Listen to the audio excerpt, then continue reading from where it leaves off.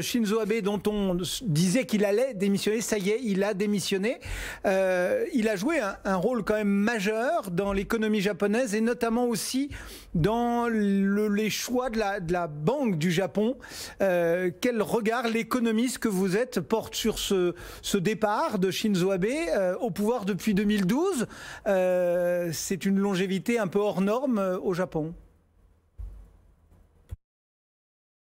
Oui, c'est une période extrêmement stable, effectivement, pour le parti au pouvoir et pour le gouvernement. Et puis, eh bien, effectivement, ce Premier ministre, M. Abe, restera avec ce qu'on appelait Abenomics, c'est-à-dire les flèches de M. Abe qui étaient destinées à changer structurellement l'économie japonaise. Alors, je dirais, toutes les flèches n'ont pas atteint leur cible, notamment, on est toujours avec une inflation qui est relativement faible, mais c'est vrai qu'il y a eu, notamment en matière de gouvernance d'entreprise, il y a eu des changements relativement notable et important. On a eu aussi quelques processus d'ouverture de l'économie avec un rôle des femmes dans l'économie japonaise qui est beaucoup plus important. Il y a encore beaucoup à faire avant qu'on retrouve peut-être un dynamisme de l'économie japonaise.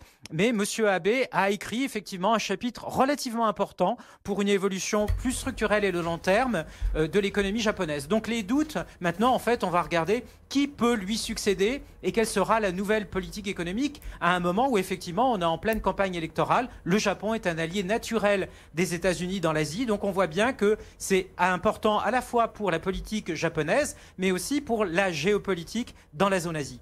Merci beaucoup Patrice. Patrice Gautry, donc le chef économiste de l'Union bancaire privée, en duplex avec nous depuis Genève.